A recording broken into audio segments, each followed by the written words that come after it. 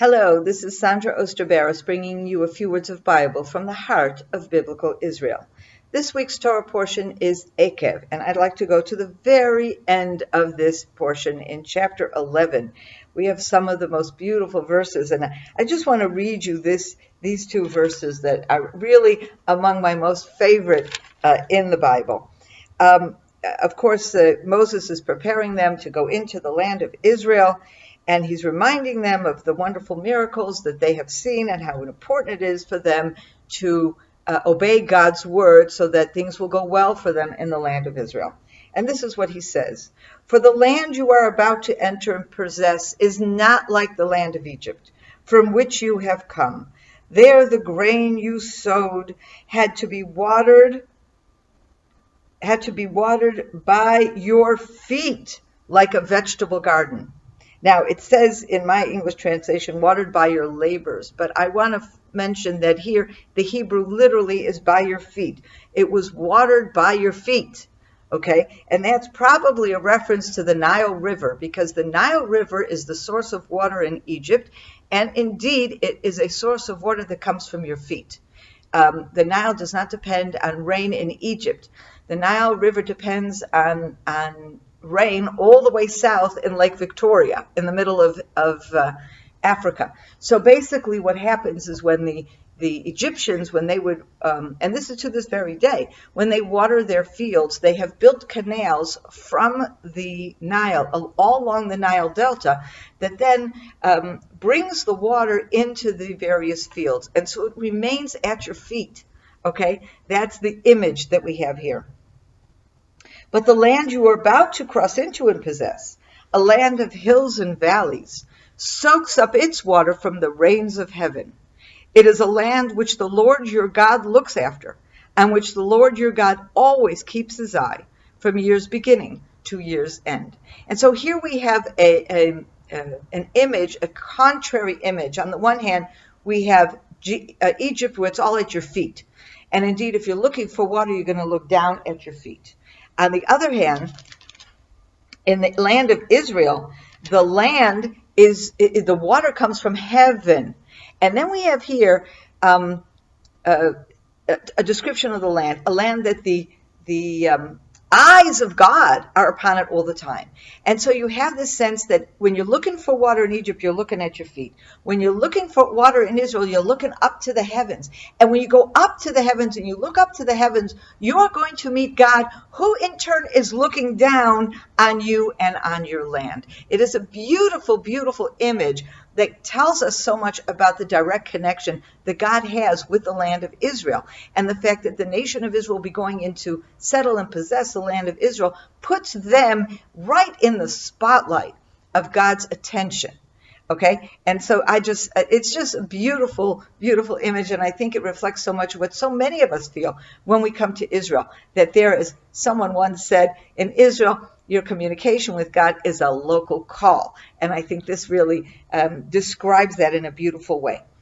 Now, I just want to go further in that same chapter to verse 24. And here we have a promise from God. "Every spot on which your foot treads shall be yours. Your territory shall extend from the wilderness to the Lebanon, from the river, the Euphrates, to the western sea. No man shall stand up to you. The Lord your God will put the dread and the fear of you over the whole land in which you set foot, as he promised you." So here we have this wonderful promise that despite all the difficulties that the nation will encounter as they're going into the land, God is promising, don't worry, you go in, you take your first step. You go there and you make the effort.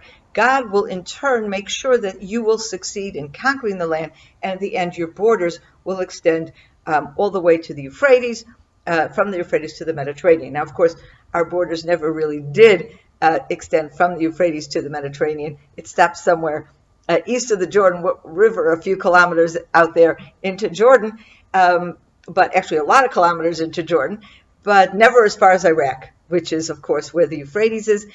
We do believe that one day that will be the case, but I guess we just didn't deserve to get the fulfillment of that promise, but we did get most of that promise fulfilled, for sure. Anyway, I love this image, though, of your foot.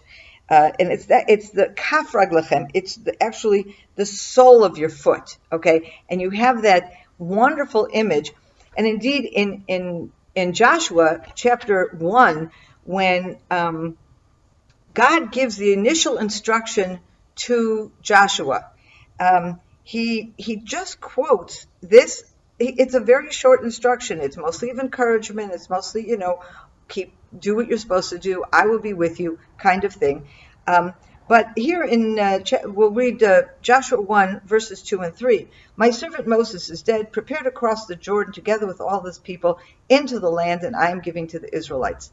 Every spot on which the sole of your foot shall tread, I will give to you as I promised Moses. The one promise of all the different promises that God makes to Moses throughout the Bible, and particularly here in Deuteronomy, the one promise, the one verse that God quotes to Joshua is this one.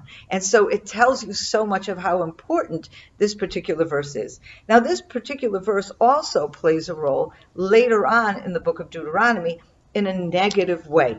At the very end of the book of Deuteronomy, in chapter 28, we have a very depressing listing of, the beginning of 28 is very positive. This is the language of the covenant that will take place. Initially in the plains of Moab, but it will actually be executed at Mount Gerizim and Mount Ebal. And here's the text of the covenant.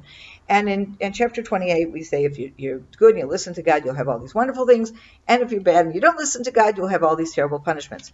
So at the very, very end of the list of punishments, the ultimate punishment that God warns the nation will be that they will be scattered around the earth. And this is Deuteronomy 28, verse 64. The Lord will scatter you among all the peoples from one end of the earth to the other. And there you shall serve other gods, wood and stone, whom neither you nor your ancestors have experienced.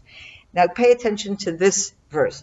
Yet even among those nations you shall find no peace, nor shall the sole of your foot find a place to rest. It's exactly the same expression, the sole of your foot. But whereas we learned here and in the book of Joshua, in our Torah portion at the beginning of Deuteronomy and in the book of Joshua, the idea of where your sole of the foot rests, that is where it will you will conquer. Here is the opposite. Once you leave the land of Israel, no matter where you place the sole of your foot, you will never have rest. You will never have permanence. You will always be in a sense of exile.